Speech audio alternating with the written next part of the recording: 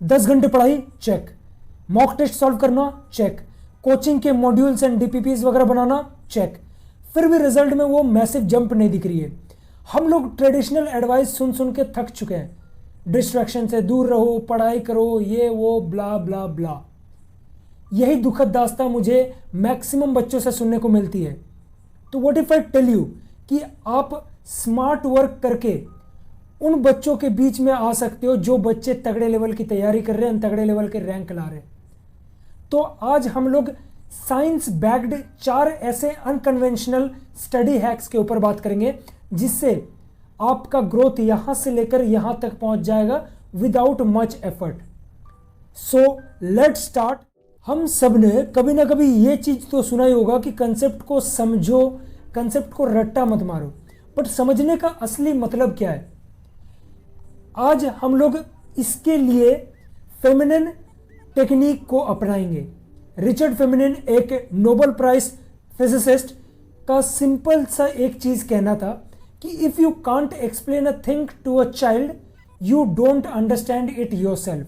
Conventional way concept पढ़ते हैं and मन में ही रिपीट करते हैं। अब सुनो अनकन्वेंशनल है। Take a complex topic like rotational motion और केमिस्ट्री का आइसोमेरिज्म एंड ये इमेजिन करो कि तुम्हारे सामने तुम्हारा एक 5 साल का कजन बैठा हुआ है। उसको तुम्हें समझाना है कि रोटेशनल मोशन कैसे काम करता है, कैसे मोमेंट ऑफ इनर्शिया काम करता है, कैसे आइसोमेरिज्म के चेन रिएक्शंस वगैरह काम करते हैं। तो इसको कैसे करना है? So how it works, take a blank sheet of paper and उस पे उस टॉपिक का नाम लिखो। फॉर एन एग्जाम्पल हम लोग रोटेशनल मोशन पे बात फंसाते हैं अपनी। तो आपके कज़न को समझाना है रोटेशनल मोशन है क्या। तो आप अपने कज़न को बोलते हो कि चिंटू ये देख लट्टू जो कि घूम रहा है, यही है रोटेशनल मोशन। आप जैसे ही ये चीज़ें एनालॉजी के साथ समझोगे या समझाओगे किसी को भी तो आप समझ जाओगे कि आपके अंडरस्टैंडिंग में गैप्स कहाँ थे एंड उससे आपको ये पता चल जाएगा कि आपको और किन सब चीज़ों में काम करना है। जहाँ पर भी आप कोई कॉम्प्लेक्स वर्ड को इंट्रोड्यूस कर रहे हो, कॉम्प्लेक्स वर्ड को इंट्रोड्यूस करने का मतलब ये है कि वो आपकी वीकनेस है एंड उसको आपको फिर से खुद को जितना ईजी तरीके से हो सके आपको इमेजिन करना है अपने कज़न को सामने कि जितना ईजी तरीके से हो सके हम उसको समझा पाए। Why it works? This technique is called active recalling and simplification.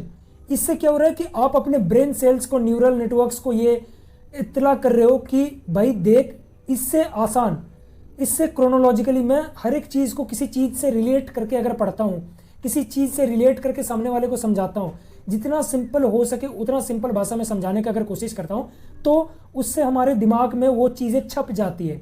अभी मैंने आपको लट्टू का एग्जाम्पल दिया। अभी आप कभी नहीं भूलोगे कि रोटेशनल मोशन काम कैसे करता है। रोटेशनल मोशन है क्या एक्चुअली? काम तो उसका मैकेनिज्म बहुत अलग है, अगर बोलोगे तो मैं वो भी पढ़ा दूंगा यार, ठीक है। तो ऐसी आपकी एक्टिव रिकॉलिंग से आपके ब्रेन सेल्स में थोड़ा प्रेशर पड़ता है एंड उससे क्या आप ज़्यादा दिन तक, ज़्यादा देर तक उस चीज़ को रिटेन कर पाते हो। ये नॉर्मल रिवीजन से 10x पावरफुल है। अगर भरोसा नहीं होता एक बार इंप्लीमेंट करके देख लो एंड कमेंट सेक्शन में गाली लिख देना अगर आपको ये हैक काम नहीं करता है तो। इनऑर्गेनिक केमिस्ट्री के पी ब्लॉक के एलिमेंट्स हो या बायोलॉजी में प्लांट किंगडम, इंफॉर्मेशन बहुत है, रट्टा मारना is ineffective and impossible, also boring. So let's use 2500 around years back technique used by Greek orators known as the memory palace or method of Loki. So how to do it? Let's simplify. आप अपने घर को imagine करो and घर को imagine, हर एक room को अपना पैलेस समझो। आपको जो चीज़ें याद रखनी है वो चीज़ों को एक लिस्ट में लिस्ट डाउन करो एंड उसको एक फनी रिलेटेबल इमेज से एसोसिएट करो एंड उसको, उन लिस्ट्स को हर एक रूम में रखते जाओ, ठीक है। किसी एरिया में रख दिया, कभी कभी वार्डरोब में रख दिया, तो कभी कहीं और रख दिया, कभी डेस्क पे रख दिया। तो हर एक जगह उसको यूटिलाइज करो, यूटिलाइज करके उन लिस्ट को रखते जाओ एंड उसको आप जब भी आपको टाइम मिले टहलते टहलते आप उसको देखते जाओ एंड उसको पढ़ते जाओ। तब उससे आपका क्या होगा, आपके ब्रेन सेल्स को वो बार बार इंफॉर्मेशन जाएगी एंड उसको आप फनी तरीके से रिलेट करके जब पढ़ोगे तो रिटेंशन मोर देन यूजुअल होगा, ये मेरा बेट है। जेईई एडवांस का एक टफ प्रॉब्लम है, 30 मिनट से उसको सॉल्व करने में लगे हुए हो बट सॉल्व नहीं हो रहा है, फ्रस्ट्रेशन हो रहा है। अब आप क्या करोगे?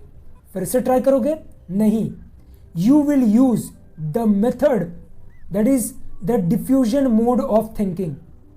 कॉग्निटिव साइंटिस्ट बारबरा ओकले हमें बताती है कि हमारा ब्रेन 2 मोड में काम करती है, एक फोकस्ड मोड और एक डिफ्यूजन मोड।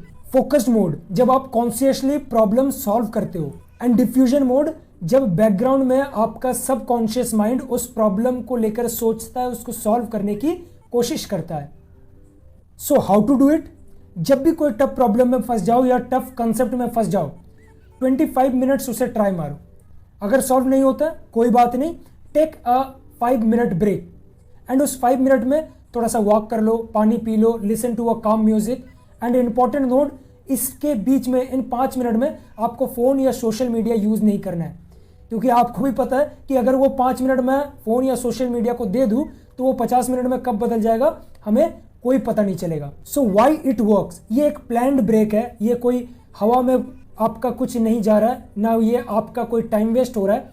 ये एक स्ट्रेटेजिक ब्रेक है जो कि आप देखते होगे क्रिकेट में ड्रिंक्स ब्रेक करके होता है, कबड्डी में आपका स्ट्रेटेजिक टाइम आउट करके होता है, एंड बहुत सारे खेल्स में अलग अलग तरीके के होते हैं। तो हमें इनसे क्या सीखना चाहिए कि एक छोटा सा ब्रेक हमारा टाइम को वेस्ट नहीं, हमारी माइंड को थोड़ा सा रिलैक्स करता है, काम करता है, एंड उससे हमें दूसरे पर्सपेक्टिव से जोड़ के उस प्रॉब्लम को सॉल्व करने का एक नया तरीका देता है।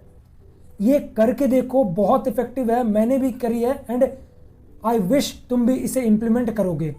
आपका संडे को रिवीजन प्लान होता होगा ना, एम आई राइट? कि आज मैं फिजिक्स के एनएलएम के इतने क्वेश्चंस लगाऊंगा एंड पूरा फिजिक्स के एनएलएम को रफा दफा कर दूंगा। This is called block practice, and research ये कहती है कि this is one of the most inefficient way, yes, I'm not spelling it wrong, it is one of the most inefficient way to grasp the knowledge for long term. The unconventional hack is interleaving. एक chapter को या एक subject को 5 घंटे पढ़ने की जगह या 5 घंटे उसके क्वेश्चन सॉल्व करने की जगह ब्रेक इट इनटू 3 चंक्स। 1.5 घंटा फिजिक्स, 1.5 घंटा केमिस्ट्री, 1.5 घंटा मैथ्स या फिर बायोलॉजी, आपका जो भी सब्जेक्ट हो। एंड उसमें आप क्या करो कि इवन मोर बेटर वे आपका क्या होगा कि जो आप 1.5 घंटे फिजिक्स को सॉल्व कर रहे हो उसमें आप मान लो 50 क्वेश्चन सॉल्व कर रहे हैं, तो 50 क्वेश्चन में मैं 5 डिफरेंट चैप्टर्स उठाऊंगा। ठीक है, अभी तक जितने भी मैंने चैप्टर्स पढ़े हैं उनमें से 5 जो चैप्टर्स मुझे लगते हैं कि ज़्यादा उसमें से वेटेज है, एंड प्रीवियस ईयर के वेटेज के एनालिसिस में जितना वेटेज रहेगा, मैं किसी भी वे से आप कोई भी चैप्टर वेट कर सकते हो, तो उसमें 5 चैप्टर्स उठाओ, mix it up, 10 question from different chapters and solve it deliberately. Why it works, जब आप ब्लॉक स्ट्रेटेजी यूज करते हो तो उसमें आपका ब्रेन ऑटो पायलट मोड पे चला जाता है, आप सेम फॉर्मूला, सेम कंसेप्ट हर एक क्वेश्चन पे लगाते हो।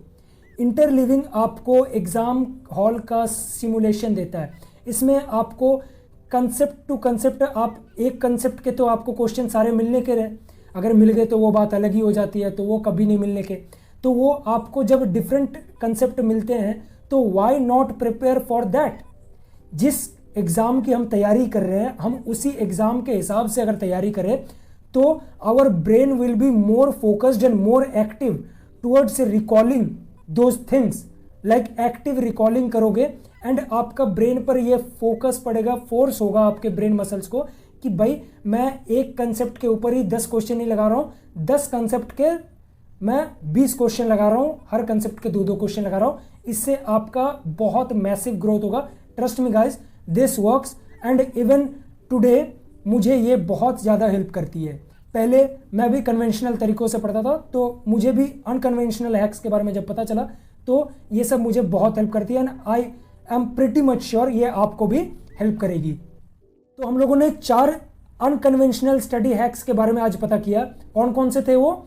The Feynman technique, the interleaving, the memory palace, and चौथा आप कमेंट सेक्शन में बताओगे। सक्सेस सिर्फ घंटों पढ़ने से नहीं मिलती है, it comes from studying smarter. Like जो आपके कॉम्पिटिटर है उनसे आप कई गुना आगे बढ़ जाओगे, एंड कॉम्पिटिशन में, कॉम्पिटिटिव एग्जाम्स में आपको अपने कॉम्पिटिटर से हमेशा 2 कदम आगे सोच के आपको चाल चलनी होती है। So there's a challenge from my side to you. अगर औकात है, सीधा बोल रहा हूं, अगर औकात है तो एक्सेप्ट इट। इन 4 स्टडी हैक्स में से बेयर मिनिमम मैं तुम्हें चैलेंज दे रहा हूं, एक स्टडी हैक अपनाओ अगले 7 दिनों तक, एंड 7 दिनों बाद come to this video and comment कि आपको ये स्टडी हैक कैसा लगा। क्या आपको ये बेनिफिट किया या आपको फिर डिमोरलाइज कर दिया या कुछ भी कर दिया। तो मुझे ये जानना है कि मेरे ये अनकन्वेंशनल स्टडी हैक्स आपके कितने काम आए। तो मिलते हैं फिर किसी और वीडियो में, तब तक के लिए स्टे सेफ, कीप ग्रोइंग, जय हिंद।